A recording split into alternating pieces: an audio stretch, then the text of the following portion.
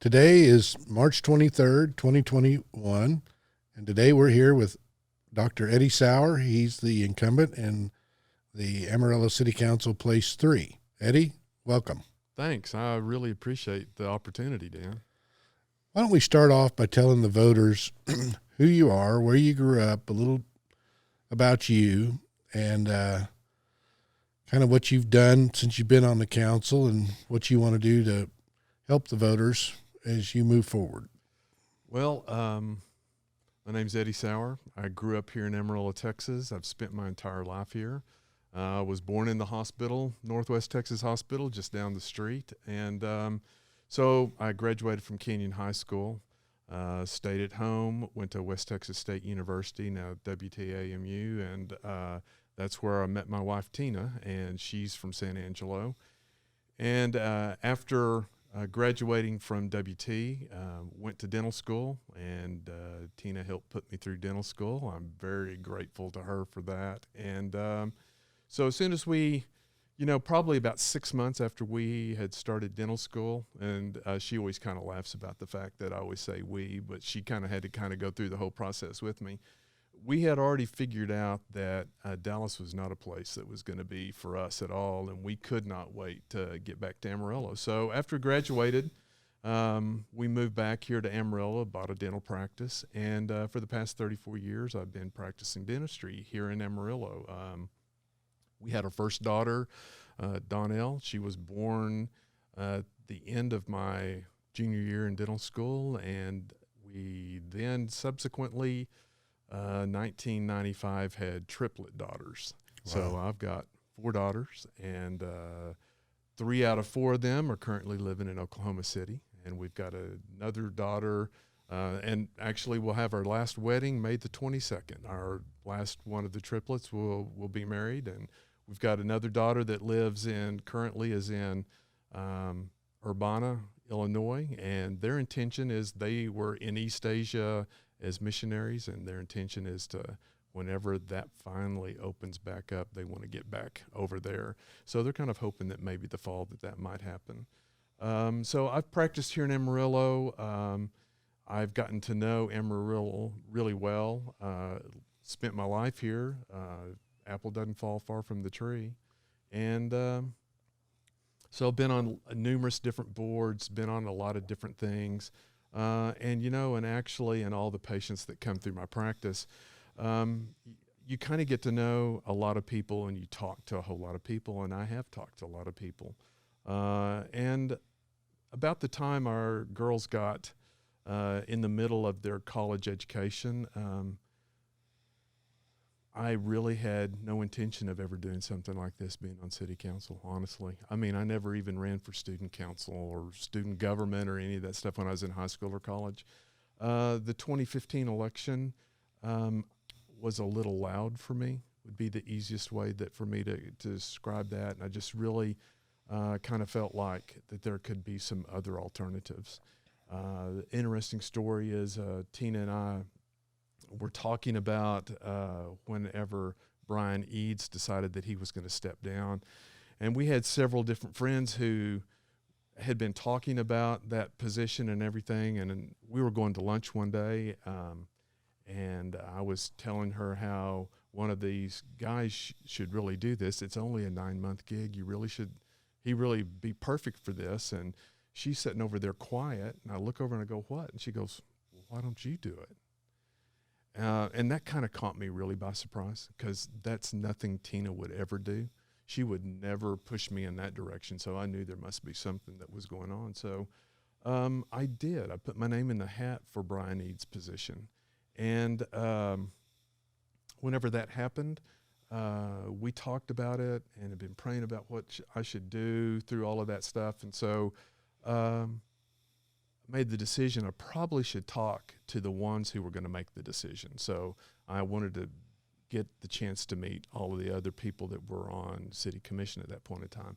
I didn't know a single one of them personally, not at all. And I did end up getting to talk to 3 of them. And one of them was the mayor at that time, Paul Harpo. And I hadn't ever met him before. I just knew who he was. And called, and he said, "Sure, I'd like to talk to you." And so we sat down for a meeting at 2:30, I remember, on a Thursday afternoon, and I met him at City Hall in the mayor's office. And it was supposed to be a 30-minute meeting. And a couple hours later, I'm walking out, and one of the last things he tells me is, he said, "I'm just going to tell you right now, you will not be the one picked to fill that term. But I want you to consider running for city council." And I told him, I go, "No, there's no way I'm going to do something like that." But I go home, and it turns out Tina and I talk about it some more, and then it turns out that sure enough, I did not make the top 3 picks, but I was the first alternate. And lo and behold, guess who was the second alternate? Frida Powell. And I'd never met Frida before in my life either. And so ending up out of that, both of us end up, I guess, running for office, and both end up being in office. And at that point in time, the main thing, all that I really wanted to do, and I can remember talking to Mr. Demerson about that, and he goes, "You have no idea what you're getting into." And all I wanted to do at that point in time was, I just wanted things to be civil. And that was really my total goal, was just for some civility. So I end up running for city council, and I get elected. And so at that point in time, I start drinking from a fire hose. And that first year is literally from a fire hose, learning all of the things, the way the city works, and figuring out that it doesn't necessarily work like a private business. And I've had a dental practice, and that dental practice has been a business, and I've had to run it like a business to end up being successful at it. And I've been on boards and all of that, and this still runs completely different. So I threw myself into it pretty hard. I spent a lot of time learning and understanding, and it's been an incredibly good experience. Every chance that I was given to be on a given board, I got on that board. So currently, I've been on the Metropolitan Planning Organization. So that is the entity of Potter and Randall County, the city of Canyon, city of Amarillo, of how we, with TxDOT, try and get money up here for the roadways that are going through. And currently, that's kind of it is the entity that's helping direct how the loop is being currently built. And so that's been an incredibly interesting experience. I've been on on animal management and welfare, and that's been another interesting thing of seeing how do we have to go about making that to be a successful entity. I've been on LGC for the entire 4 years, the local government corporation. So I ended up going on about the time that we ended up signing the Sod Poodles and signing the agreement with the Elmore Group and going through that building process. So all of those things have led up to me understanding a lot of what's going on the inner workings. I've been on the budget audit committee, so I've had to understand exactly what's going on with the ins and the outs of the budget. And it's probably the most fun committee that I've actually been on is the beautification and arts. And that's probably one of the most things that I'm the most proud of. We've had some things have come out of that, the mural grant program, and now that we're beginning to do the beautification program part of it, I would have never thought that we would end up seeing the art come out of that we've had. Going forward, here's the thing that I think is going to be really important is coming out of COVID. You know what?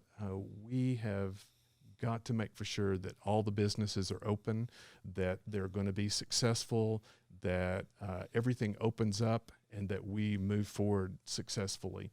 That's really, really, really important. The good thing is, sales tax is up 8.75% year over year from what it was this time in 2020. That's a pretty amazing thing whenever you consider that that's all pre-COVID. And coming out of COVID, we're actually, October through March, we're actually ahead of where we were a year ago. Really? We are. As a matter of fact, fiscal year starts October 1st. Our sales tax revenue has never been below the previous year, every month. So it's totaled 8.75% over this period of time, but it has never been, we've never collected less than what we had before. Another thing that's going to be real important is to keep our tax rate low. Whenever I went into office, I soon find out we've got the second lowest property tax rate in the state of Texas for the top 30 cities. And as of today, guess what? We still do. And so the intention is we got to continue to work hard to keep those taxes as low as we possibly can. The way that we're going to do that is by raising our sales tax, keep on collecting and doing well with that. Part of that is also got to be our Economic Development Corporation. They've done an incredibly great job. We've seen some incredibly good things come. We need to see the vet school get completely opened. We get that opened in the fall. You know what? That's $75 million a year that'll impact our economy.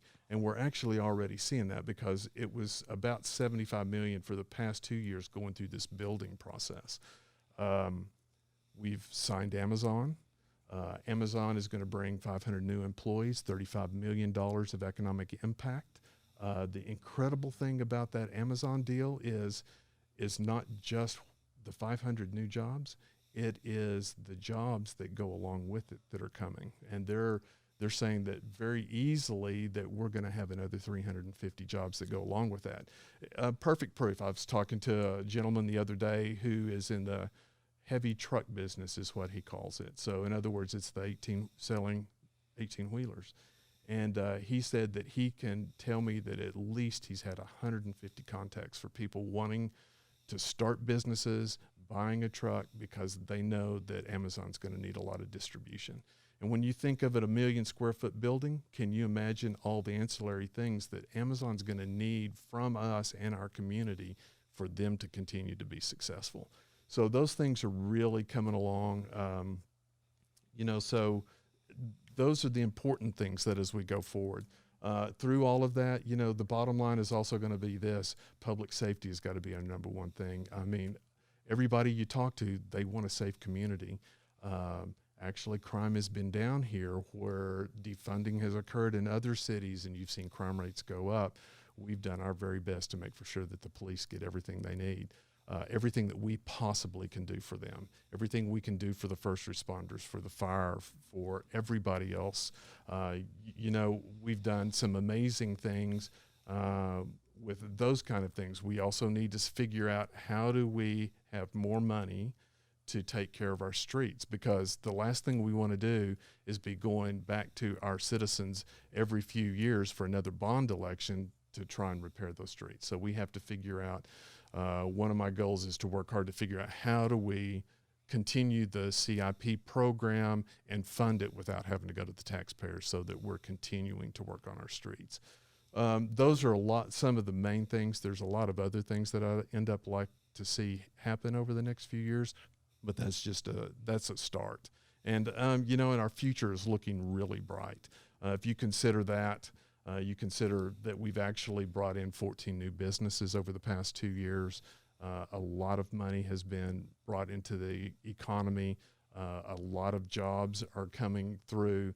If we were to sit down and talk about it, it was announced today, we provided the economic incentives, and hopefully CK, which is the cheese manufacturer that's in California, hopefully that they will end up coming here. So if you add that together with the other things, it's pretty quick that we will, in the last 24 months, have added 1,000 jobs potentially to our economy. And probably, let's see, what would that be? 27 million plus 75 million plus 35 million plus another 8 million. So there's quite a bit that we're actually adding to our economy. 240 million, yeah. It is. It's pretty amazing, actually.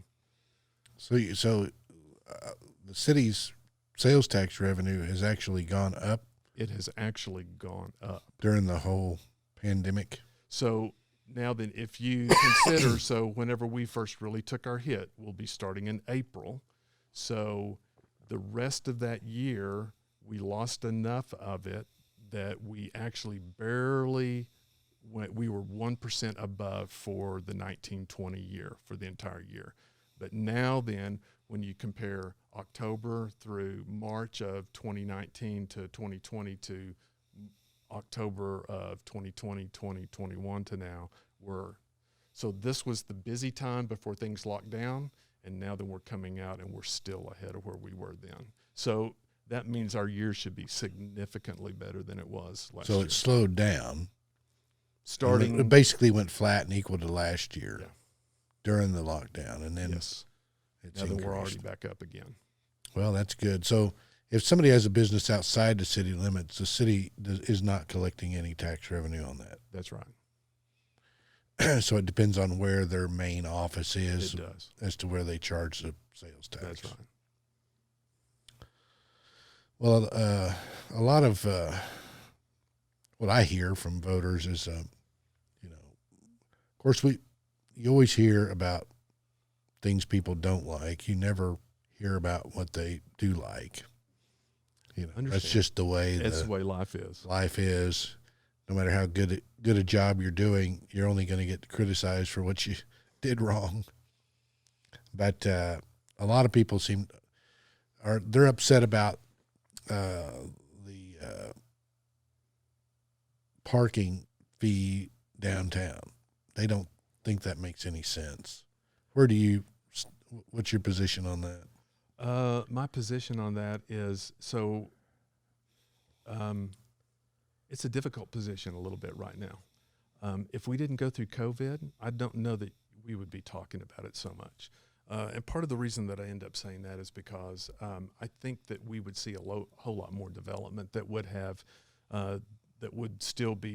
we would be on the increase on that part of it. But COVID basically shut everything down and almost made it grind to a halt. Really pretty much Joe Tacos was the first group that we got in down there. And so they're coming in and opening up just as we're coming out of that first set of lockdown into the summer, trying to figure out, are we going to be able to have a baseball team here or not? And so whenever all of that comes back around to the parking part of it is, I think it's really hard to make that decision right now. I think I still want to see a couple of years of what ends up coming through, like at least another full year. So I'm really open to, and the whole idea is if you really go back and you look to the conversations we had, it was going to be, all right, we're going to make this decision because we think that it's going to be the prime parking. And so we need to keep that protected. Number one, part of what was behind that was if somebody parks there and you've got time parking, then they're probably not going to stay there for 2, 3, 4, park all day, that kind of thing. And that way, these businesses, which we hoped to have in that area, that you would see the turnover, which was the real important thing, was for the turnover. So I'm going to tell you that I think that there's a little bit, we've got to wait and see on that one still. That's my position at this point in time. Yeah, I'm just not sure people in the Panhandle are willing to pay to park. We're just that way. We may find that out, and so our worst case scenario is we say, okay, that's not something we do. And I don't. I'm sure all these arguments came up when they were discussing it, but if somebody has a business off Soncy,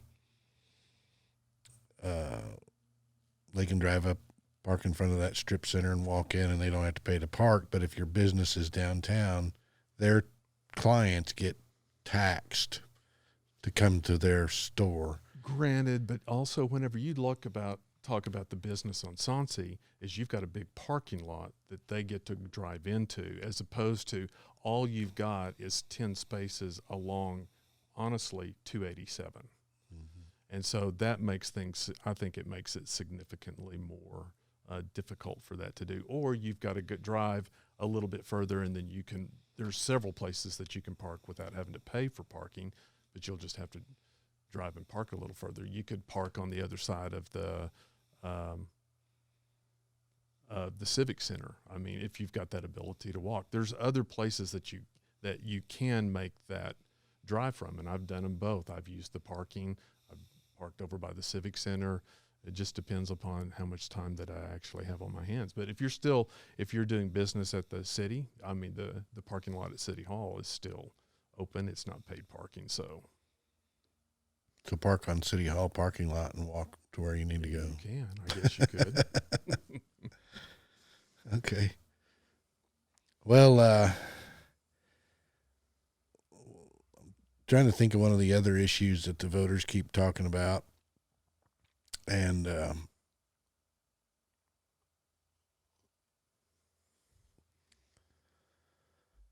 what are some of the things that you're hearing from the voters that you think that they're most concerned about? We know the animal shelter is a big issue right now, and I know there's some discussion about what to do there. Have they resolved anything on that? I believe that one, the resolution is, we're right in the middle of that process. So if we look at the history of it, they were already having some problems even when the council before us went on. And things didn't seem to get a whole lot better. After this group is on council, after I'm on council, the resolution just seems to be spinning in the other direction. You know, there's this point in time whenever it's kind of like you get to this impasse, and we've got the rescue shelters, we've got the animal groups that are worried about how the animals are being treated, rightfully so, and then it's kind of like you're finally locked horns, and there's not a good way out of that. And so whenever that ends up happening, so our animal shelter director, he ends up leaving, and so he leaves behind pretty much most of the staff. So we set up a national search. National search ends up bringing us Dr. Rubel. We think hopefully Dr. Rubel is going to be the answer to that situation. The only problem is now then you've got this two different ways of thinking, because her way of thinking about things were completely different. And so they locked horns again, basically, and things kind of fell apart. So one of the best things that ends up happening is we get an interim. So this interim is Rob Sherwin. He basically was the interim at the Dallas shelter for a period of time. Dallas shelter was going through some of the very same problems we were. He did an excellent job of turning things around. Before he was at the Dallas shelter, he was one of the assistant police chiefs for the city of Dallas. And so, you know, he's got that kind of mindset of, we're going to set up some boundaries, we're going to set up some rules, and we're going to work our way through it. And that's exactly what happened here. And guess what ends up happening? It's turning out really well. He's even helped reestablish some relationships with the rescues and the transfers and a lot of the different people out in the animal community. And at the same time, also, guess what? We had passed in the 2016 bond election. There's a new building that's going to be built out there. That new building is being built. It's going to house some pretty state-of-the-art ability to be able to have veterinarian medicine out there that can help take care of some of these problems that are going on. It also doesn't hurt that we're going to have the vet school is going to be open in this fall. And there's already collaboration between the vet school and the animal shelter already occurring. We were able to use their ability to buy equipment, and some equipment has been bought, is being set up in there. And then we come across an incredibly great opportunity for someone to be the director of this shelter, and that's Victoria Medley.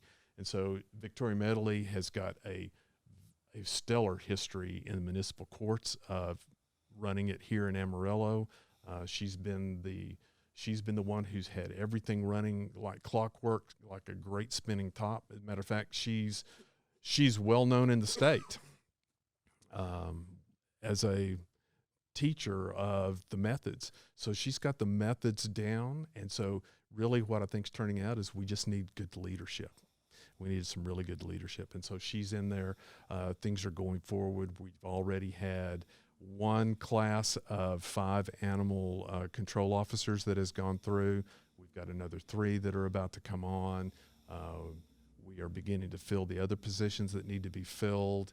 Rob developed a scorecard. The scorecard's up. You You can find it on the city website. All you can do is type that animal shelter, animal management and welfare. You'll be able to get to the page and you can know exactly how many dogs have been taken in, how many cats have been taken in, do we have more animals than we do spaces, what's the euthanasia rate, what actually has had to be put to sleep, and exactly all of those things. And so I think we've got that one in order, and that one's moving forward.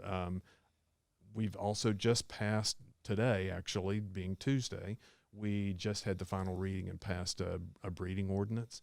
And basically, you've got to have a basis. If we're going to try and control the overpopulation, you've just got to have a basis to start. It doesn't mean that it's the cure-all to everything, but at least now that we're saying, okay, if you're going to be a breeder here in town, you can't haphazardly do it. You've got to follow through these steps, X, Y, and Z. You've got to go get a breeder's permit. And so I think we're moving it into an incredibly great position. If we could just teach people responsibility with their animals, it would help. And you know, and this isn't going to be the end-all answer to it all, but it's a start. It's a start. And you're right, it's responsibility. It really is responsibility.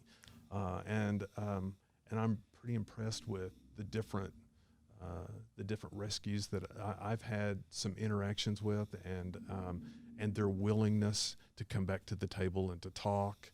The Humane Society, all of these that are coming back, and actually communication is opening back up. And honestly, that's really one of the big things. It really is. It's all about communication, and communication's not easy. It's really hard. Right. It is. Well, I just wonder if there's a way that you could encapsulate or include some of these nonprofits with the animal shelter and kind of get everybody working together. Well, that's actually what's happening. It really is, because really what we've watched over the past 3 years until this past year is we've watched the Humane Society has always had a office there, and then it kind of fell apart to the point where that even was completely disrupted, and the city took on the adoption and all of the other things that were going on, and now then we're seeing that one being healed and put back together. And so I think we're headed, I know we're headed in the right direction with that. And pretty soon everybody's hope would like to see Amarillo have a no-kill dog shelter or no-kill animal shelter. And the reality of it is we're heading in that way, especially when you realize what the definition of no-kill is. And that basically means that you have a 90% release rate, whether you're transferring the animals out or you're adopting them out or you're doing whatever. It doesn't literally mean it's a no-kill. And so we've been running in the high 80s, and sometimes we're even above that 90%, which does make us a no-kill. So we're moving in the right direction. I see a light at the end of the tunnel for this one, for sure. So I guess Planned Parenthood doesn't deal with dogs and cats. No, they don't. That would solve the problem. I think another thing that I hear people talk about, and I affectionately call it the rain tax. And that's because of my discussion one day with Howard Smith about it. I don't think he got my humor, but I think y'all call it a drainage fee. I call it a rain tax. What is that? Why was that put on? And what is the logic behind that? Well, I think part of it that you kind of have to also understand, the first part that you have to understand is there are some parts of the city that we are going to pay for things. And what I mean by that is, let's talk about our public safety. So we know that we're going to pay our firefighters, and we know that we're going to pay our police officers, and those part are going to come out of our budget. And any kind of an idea that you're going to recoup anything for the services being provided is ridiculous. But whenever we start talking about our water and sewer, we start talking about the drainage, we start talking about those things, the idea is just that So there is an enormous amount of work that has to be done to take care of the water that drains off. It's one thing for us to have the sewers and all taken care of for what happens in our facilities, in our homes, in our businesses, and that kind of thing. But it's another thing that when all of this water drains off the streets and off the city, you've got to have a drainage system that has the ability to move water as best we can so that it is moved out from the city. And so, if you look around, they're looking for different places on which this water can be done. And so we've got to provide the infrastructure that allows that water to be drained off. And so that's where that ends up coming in, because whenever we have that small fee that is on our water bill, then that in itself is trying to help us recoup the money that needs to be used to create and to facilitate the infrastructure for the drainage in the city of Amarillo. And you know what, in Amarillo, it's an interesting place living in Amarillo, because people, the first thing that they're going to say is, well, yeah, we had this huge rain. Well, yes, and sometimes we have really, really big rains, and yes, the drainage problems, it takes a lot to drain that, but that's not what happens most of the time. Most of the time, the water drains exactly like it's supposed to, but if we have a downpour, yes, it's always going to tax your system. Yeah, I think a lot of people say, well, is it a property tax or is it a fee? Because when you use the word fee, most of us think of that as it's a choice. You have a choice whether or not to use that service, or so you call it a fee. But if you're forced to pay it, it's tax. Yeah, you know what, I can understand that, but it's at the same time I also can understand the fact that it's a fee, because we have to have drainage in the city. We do have to have that drainage, and we do have that infrastructure that does wear out, and we do have to maintain it, and we do have to do those things. And so it's a fee that helps us keep our drainage system maintained. Well, the plains, we have the Palaya Lakes. That's where the water would flow to. But you got to get it there. Right. But so in Amarillo, they build in the Palaya Lakes. Now, on my ranch, if I go mess with the Palaya Lake, the government will come after me. Right. How does the city get by with allowing building in the Palaya Lake? Well, actually, so the building can occur, but if you get within the 200-year floodplain, you're not supposed to get within that 200-year floodplain. So they do all the studies. They know where the 200-year floodplain. So like a perfect example is the flooding that occurred, out in the greenways. Wasn't actually in the greenways. It was in houses that were built outside the city limits. And so some of them did build into the floodplain. And they're building more. But they're staying. So if you're building in the greenways, so the other thing that also has to happen is, so if you're going to do that, then you have to make for sure that you compensate for that. So you either have to, like what they did at the Greenways project. So they had drainage that was coming across from the loop. And so they had to dig out that Playa Lake so that it could accommodate more drainage water in the event that they had a big surge of water moving into it. So technically speaking, if you were to talk to Floyd Hartman or those guys, we're not building below that 200-year floodplain. We're staying out of that. And so it should not affect that part of the drainage at all. And you're right. You know what? There are laws that keep you from getting into, what is it called, national wetlands or whatever. And so that's not occurring. So we are staying out of that. We're staying out of that problem because it's a federal issue that we couldn't be into that. Yeah, I mean, I guess as much land as there is around Amarillo, you would think people could find a place to build that's not in a flood zone. But I guess that's where the utilities are, which makes it attractive. Well, I can't speak to how everybody chooses their means on which they're wanting to build. You're correct. Yeah. It's like people that build in a river bottom and then can't figure out why they got flooded. Well, that's true statement. Let's just, some people don't think ahead very far. But the other thing that we hear a lot about is people complaining about the amount it costs now to build in Amarillo due to regulations and impedance exercised on the builders by the city with the building safety. It just takes so long to get anything accomplished there anymore. Is there any truth to that? You know what, it is difficult. I will tell you right now, I'll admit that it's difficult. I'll also tell you that we've been working very hard to come up with some solutions. And it's been difficult, even kind of like the animal management welfare has been difficult. You have to get the right people in the right position. And so that's what's happening right now is we're really working hard to we've put an interim in place.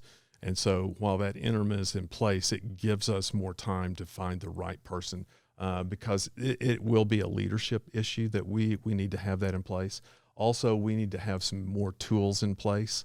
So we are using the software that is being used at the city is called Tyler software. And so that software part of the building safety part of it, permitting part, is going to be coming online in the next couple of months.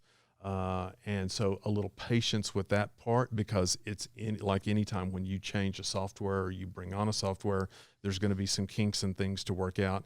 But the end result is some of this permitting and some of the things that are going to happen are hopefully what's going to change is we're going to see a lot of that move online instead of you having to make a trip downtown to see that happen.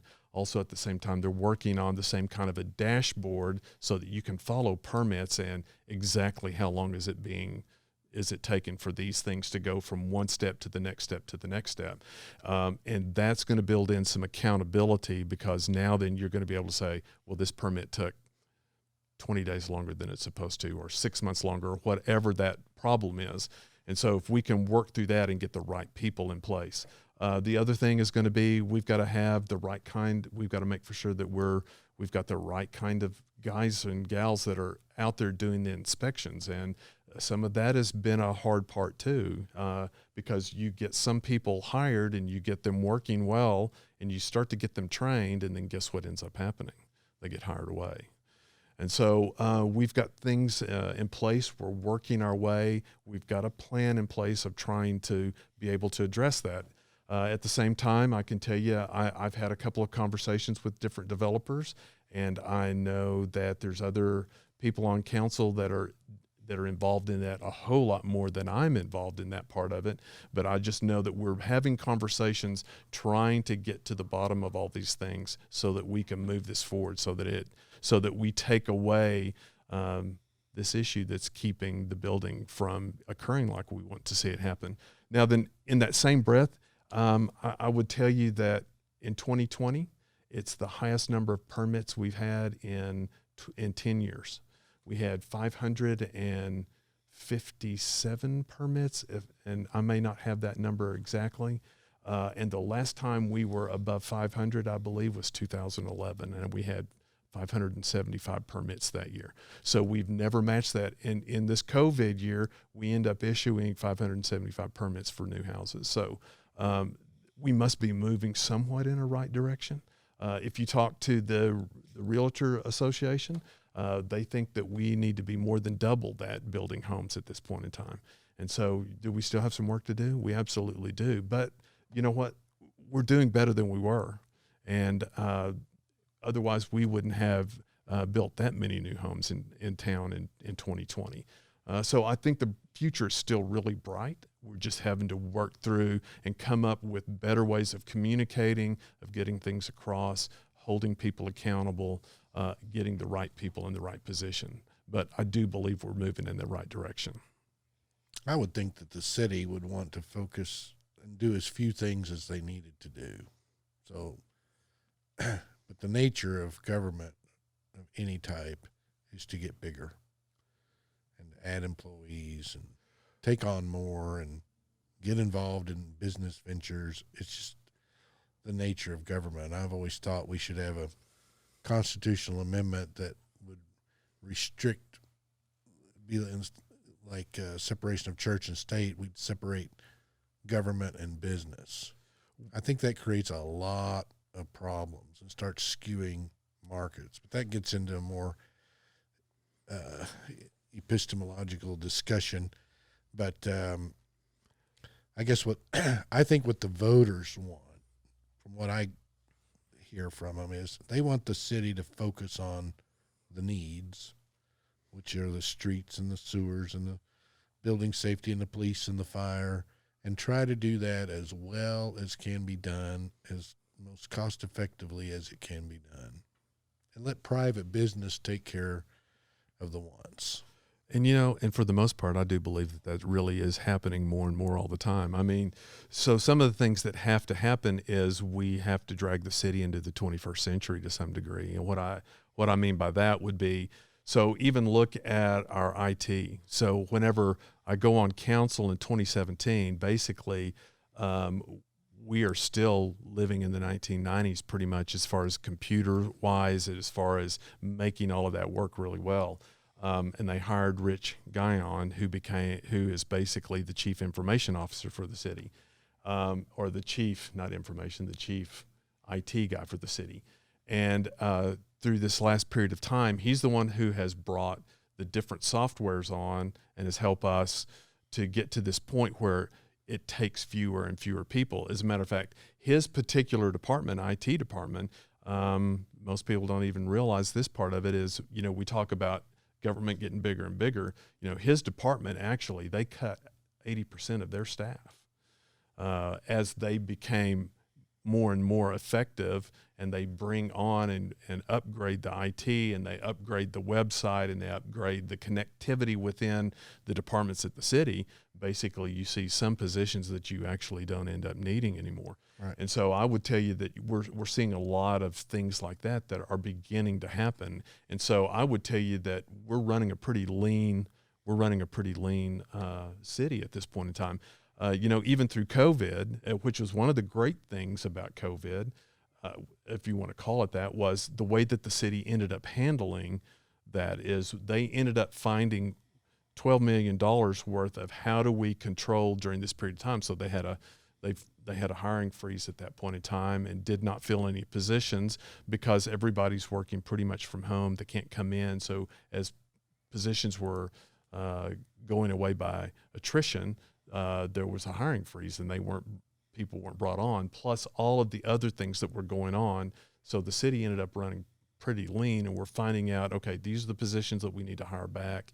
And so I think it makes us a much more nimble and a much better city at this point in time. And we're figuring out what we do need to be doing and what we don't need to be doing. Other things that are happening because of that is, whenever we reach this, one of the things that I feel like that I've learned through this is whenever a city reaches 200,000, it begins acting differently. There's a different thing that happens about it. I was talking to a developer not very long ago that in the early 90s, I was sitting in on a roundtable, and he made the comment. He said, it's a pretty well-known thing that when a city hits about 200,000, that it starts having internal growth at about 6%. And so we're about to hit that. We're hitting 200,000, and we're beginning to see that internal growth without bringing things in.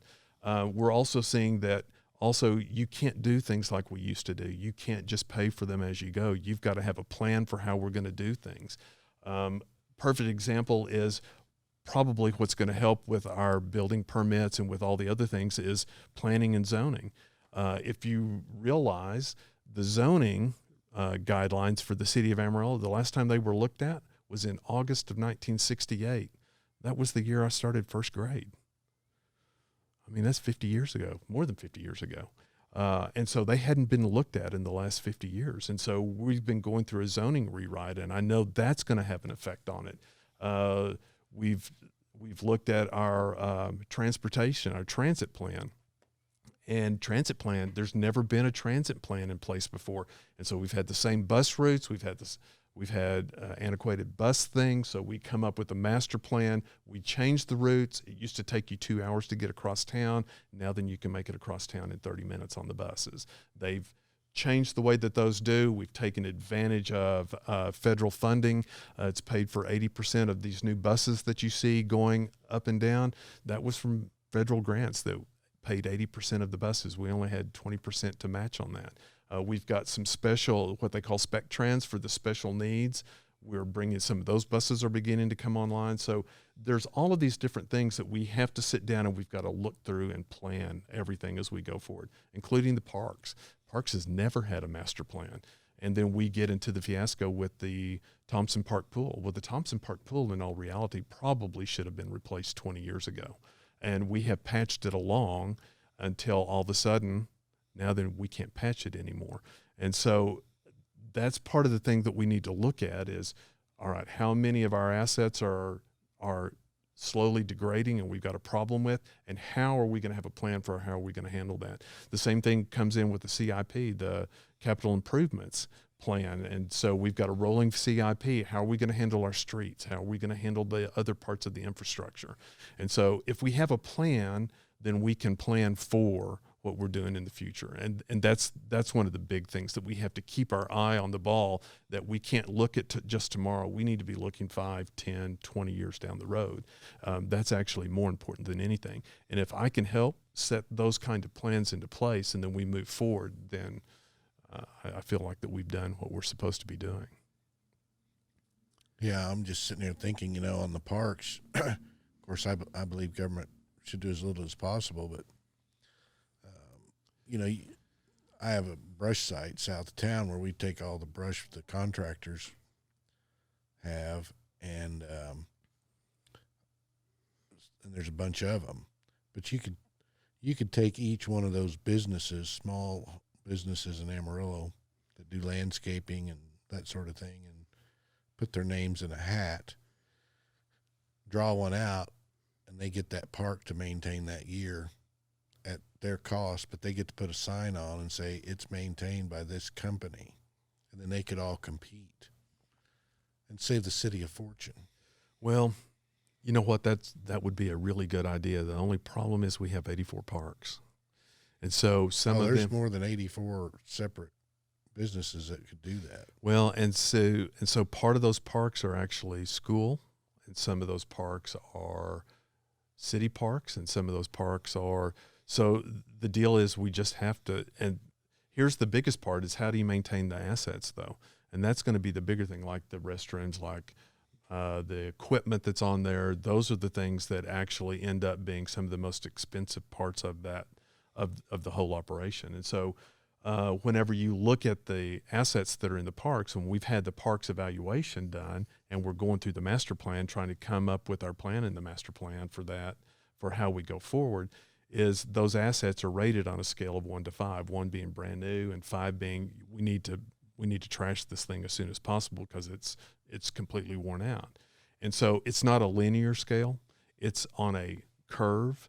And so the problem is when you get to 3 and you get on the back end of 3, it drops through 4 and 5 pretty quick.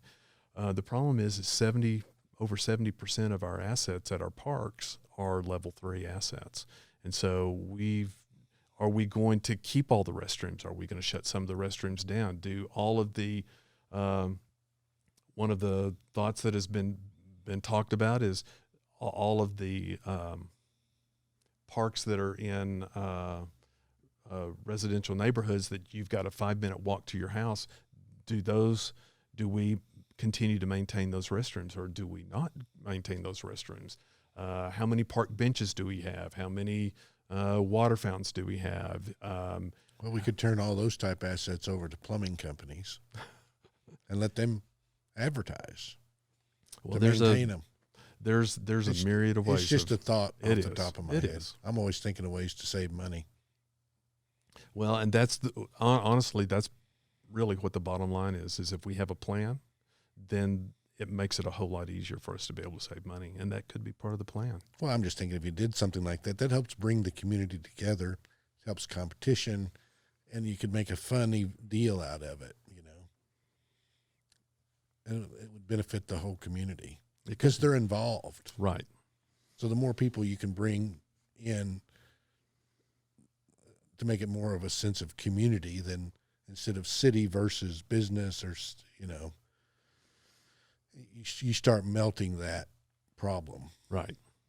Is what I'm thinking. It's just a different way of thinking, but it might not work, but I don't know. You could try it. I told Harpole and Jared Atkinson, they thought I was crazy, but I said, why are y'all charging people to take trash to the dump? Why don't you pay them $10 a ton, and we'll have the cleanest city in the state of Texas? Well, try it and see if it works for a month. But the one thing that is working though is the bulky trash pickup, and that has really helped. Now then, yes, there's still spots and there's still problems with the illegal dumping, but one of the most effective things that has happened is, and I've personally used it several times, is you call the city number, you tell them you've got it on your front walk. They're within 24 hours. They pick it up. They take it off for you. You're not charged for it. You don't have to make the haul all the way out to the dump ground. They've got it all taken care of, whether it's a refrigerator or it's a couch or it's a bed or it's tree limbs or whatever. And that's worked really well. And the problem is still communication, is getting everybody to understand that is the easiest way to do it, because there are still some people that are taking it, and whether it's behind their own dumpster or somebody else's, they're dumping it in the alleys. And the alleys are hard to get through in a lot of these places, and you can't get those boom arms to pick things up. And so that's why that it's been so effective by putting it on the front, because now then, instead of having a 3-man crew pick up those items, now then you've got one person driving a truck with a boom arm that reaches over, picks it up, puts it in, and carries it off. And so it becomes much more of an efficient way of doing that, and it doesn't cost you anything at all. Well, we're paying the taxes, so we pay for it. But yeah. Right. Yeah, it's not. Right, but you're not driving out to the dump ground. There's not no paying separate $10 fee. a ton. Right. Yeah. Right. Well, that's all interesting. What other things where do you see, you say Amarillo's growing, we're at 200,000 population, and that's within the city limits? That's within the city limits. So if you look at Amarillo-Randall County, they're saying that our population is about 255. Have they got the final numbers for the latest census? No, the census numbers haven't come back in. That's a whole nother set of interesting issues. Yeah, I'm hearing we may have to put off the primary next year because they don't have the census numbers to do the redistricting. I haven't heard that one, but that's interesting. So that's all up in the air. Another thing a lot of people seem to be in favor of, that they think that the city elections ought to be with the November elections. What's your opinion on that? So here's the one thing that I do appreciate about the fact that it's not in a November election is I like the fact that our municipal elections are nonpartisan. So you're not running as a Republican, you're not running as a Democrat, you're not running as a Libertarian, you're not running as whatever. You're actually running as a citizen of Amarillo whose interest is hopefully the best interests of Amarillo. And I truly appreciate that fact. So that there's not any partisan politics that plays into any of this. And so I think that's the number one reason that I think that I am in favor of keeping the elections in May, is the second that I think that we move to a November election, partisan politics eventually gets involved in it. And I would really prefer to keep that out of it. Yeah. If it's at the general election, though, it's not like a primary. Right. So you could still run it could be no different. But, I guess I can kind of see where you're coming from, that it could seep into it. And here's going to be the next part of it. That would mean that probably you've got to change your county commissioners. You've got to change your school board. You've got to change the AC board. So there's a lot of a lot of different public official elections that you would have to move to actually get that to happen. And so there's and if you look at all of that ends up happening, with the exception of maybe the county commissioners, they're all nonpartisan. And so and then again, I may be completely wrong. I am talking off the top of my head about that part of it. The commissioners may be elected actually they run in the November. primary, Yeah, because they run in the primary. Yeah. So, but your school boards, those kind of things, I think it just keeps it a little bit more. It keeps it, number one, it keeps it local, and it also keeps the partisan part of it out of there. And so you really you don't have to see people that are lining up necessarily with a political party, but they're lining up with what are your views for why are you running for this particular office. And I appreciate that part of it.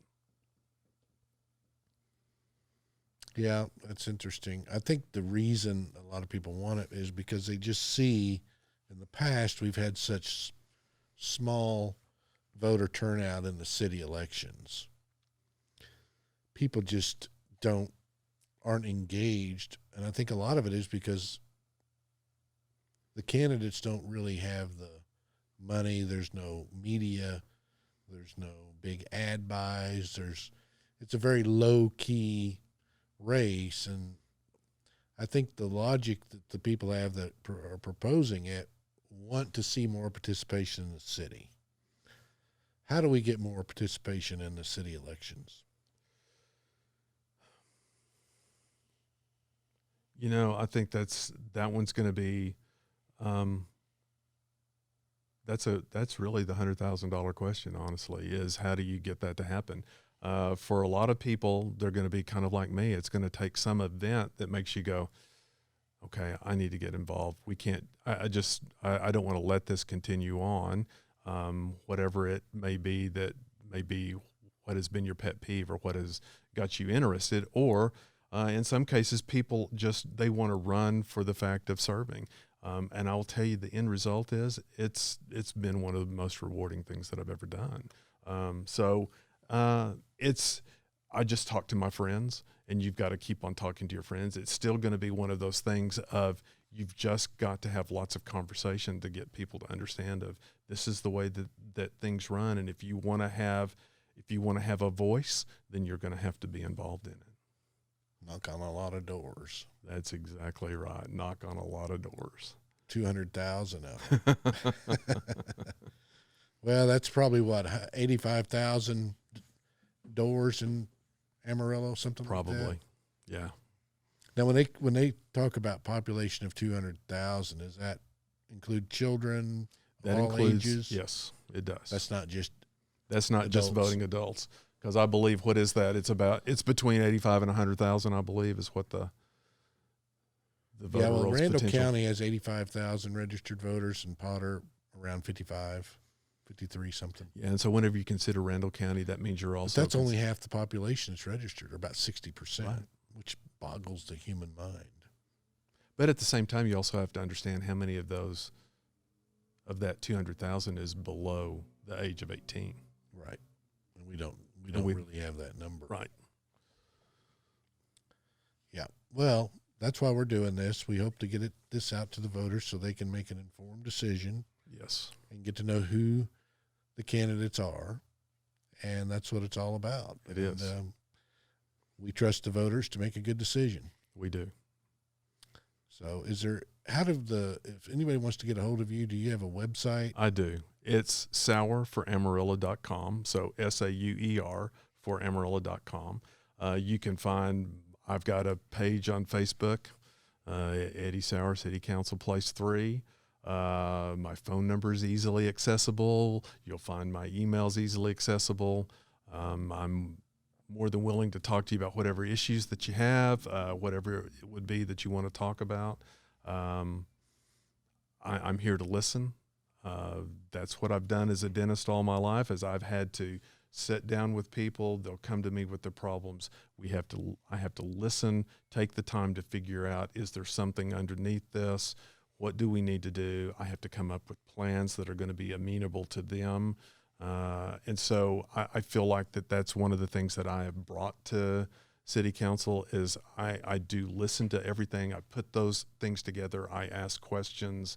I do my homework. I do my study, and I look through things, and then I make my decisions based upon there to the best of my ability. And I think that's a really important thing going forward. And so the bottom line is also I'm a taxpayer like the rest of everybody else here in town, and I want to keep our taxes as low as we possibly can. We've been able to maintain that, and so that's one of my chief goals, making for sure we've got public safety is taken care of to the best of our ability, make for sure that our roads are in good shape, and come out of COVID, I want everybody's business to do well. I want to make for sure that we get open back up in 100%. And the good thing is whenever AEDC and the city, whenever we bring businesses in and whenever we bring sales tax money in, this is one of the things that is really important to me is every dollar that we collect, since so much of our general budget is based upon either property tax or sales tax, every dollar that we bring in sales tax wise is one more dollar that we don't have to go back to the citizens for in the form of property tax. And so it's really important that we continue to work on that part of it. So where do you see Amarillo in 10 years? Where do I see Amarillo in 10 years? I see Amarillo, so that would make it 2031. I see us, 10 years from now, the loop will be completely around. I think Ports to Plains will be working on I-27. I think we're going to become a major cross point across the U.S. Therefore, I think potentially we could even see us even beginning to approach 300,000 in our community. I see we've got so much potential. We've got the best people. I talk to people all the time that have moved to Amarillo for whatever reason, and they go, man, these are the greatest people. And we do. We have the greatest people. People are nice and kind and gentle, and they wave and they say hi, and it's a great place to live. It's a great place to raise your children. And so I do see us being even bigger than what we are right now, but I also see us being able to flourish. We've added one of the things that I think give you an idea of where we're headed is the fact that Amazon came to us and we did not actually go to them in the initial part. Amarillo Economic Development Corporation wasn't seeking them out. They came and they were looking at land around Amarillo because, number one, it's centrally located. We're on I-40. Our cost of living is low. Our taxes are low. And so all of those things make it a great place for people to come. And so I think the more time goes on, the little bit more our city grows, people are going to look at it and go, wait, this is a great place to be. Oh, it's the first vet school that's been built in 50 years, and they're doing it. What is going on in Amarillo, Texas? And I think that's what ends up happening is we just continue to build upon the momentum that started. And I think we're headed in a great direction. We're going to see research coming in because of the vet school, med school, and pharmacy school together.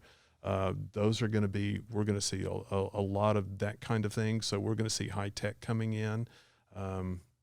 There's been a lot of talk about there's this entrepreneurial portion here in town, and they are growing on each other. And so I think there's a lot. Amazon coming has diversified our economy even more now that we've got distribution as well as aerospace, as well as oil and gas and farming and ranching and the other things that go on with that. Plus we're the medical hub of this region. So I think, you know what, I could go on for another hour and tell you about all the great things that are actually beginning to start to click here in Amarillo. So it's a great time to be in Amarillo. So where are they on the Ports to Plains highway? Is that still just being talked about, or are they actually? Well, I'll tell you what, there's a lot of work behind the scenes, and there's been a lot of work.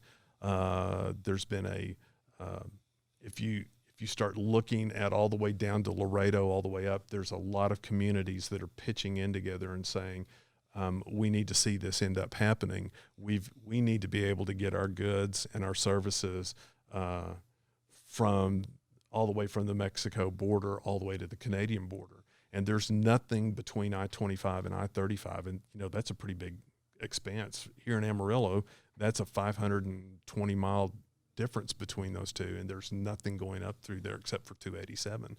So we do need that designation. And so they're working on it very hard. We're trying to get tax dollars and which are federal dollars, which is exactly what's happening with our loop currently. That's money that's being that infrastructure money that is being deemed that we need to have that money. And so we're talking to the people in Austin that are dealing with TxDOT and talking to on the federal level. And I think, of course, it takes a long time to get that all the way through, but I think we're headed in the right direction on that. It's more than just talk. People are working very hard behind the scenes to get the legislature to start allocating funds and that kind of thing to move this thing forward.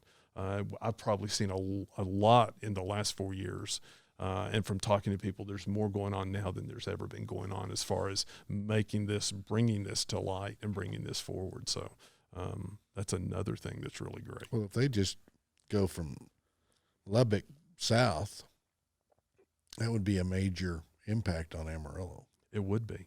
Or if you go north and you connect into Denver, whichever way you're going to connect, and there's a couple of different ways to go, now then you've got that northern path that goes through. So I think, so both of those need to happen. Probably I would tell you that the Laredo to Lubbock part will happen before the northern part connection will end up happening. So, but it's moving forward, and it's moving forward probably at a faster pace than it has before. So that's good.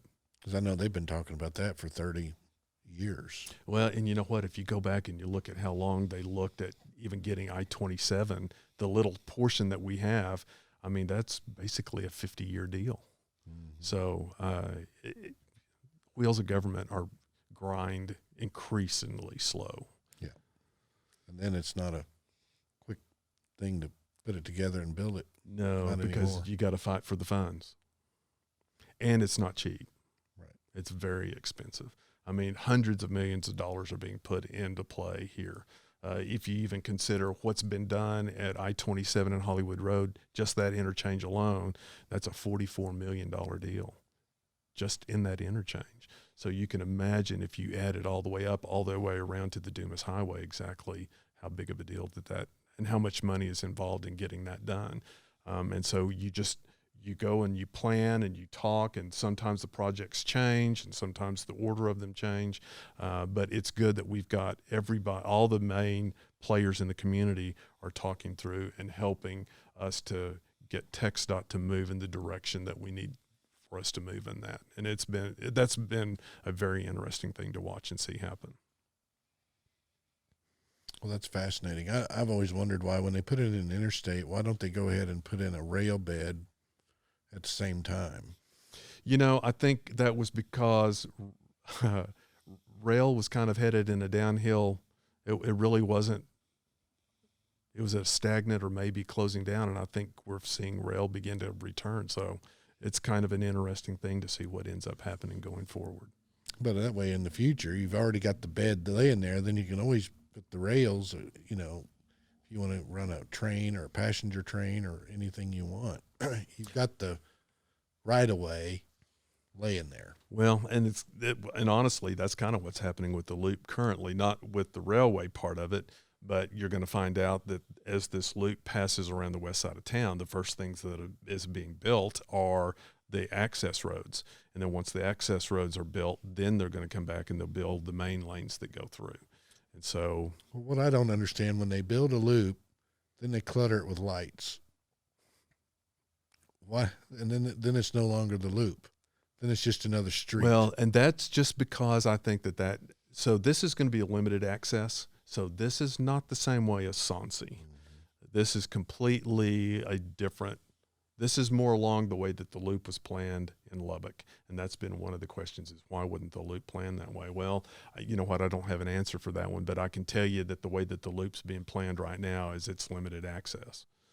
So, well, if you go north and then go back to the west and loop around, it is, limited access. And then once you start headed south it turns into Soncy, then here come the lights. well, but you know what, I can remember, let's see, I would have been in high school when they started the whole Soncy thing, and it was going to be part of the loop. All the lights weren't an issue at that point in time. Right. The problem is that they let that land infringe upon what was supposed to be the loop. And I don't know all the answers to why all of that ended up happening, but then you look back and you kind of go, okay, we made a wrong decision. And so now then they go out to Hope Road or Helium Road, and now then the decision will be done so that you don't have that same kind of situation ever crop up again. So that's part of the reason you've got the access lanes, and then you're going to have the center lanes that will end up being built after the access lanes. So then the businesses will have access to the access lanes, but they won't have that. You won't infringe upon what truly needs to be the loop. You won't impede on the flow of the That's right. traffic. Well, that's interesting. I mean, there's all kinds of science that goes into all that, and it's not a simple No, it's not a project. simple deal. I mean, it's people a whole lot smarter than I am figuring all that out. A bunch of engineers. Right. But in Texas, they ought to have plenty of experience with some of the bigger cities we have, so we should be able to benefit from any mistakes they made down there. And I think that's kind of what's beginning to happen up here. So we're taking advantage of that opportunity. So I think this is going to be a much better plan that ends up working out. Mm-hmm. Well, that's great. Well, it sounds like the future's bright for Amarillo. I believe it's actually very bright for Amarillo. That's very good to hear. Well, we thank you for coming by. Is there anything else you'd like to tell the voters before we wrap it up? You know what? I think we've just pretty well crossed all the T's and dotted almost all the I's. So if you've got questions, please don't hesitate. Get a hold of me. There's multiple ways that you can get a hold of me. I would love to talk to you more about whatever issues are pressing for you. And I'm here to listen. So thank you. Appreciate it, We Dan. appreciate you coming by, and good luck. Well, thank you, Dan. I appreciate it. All right.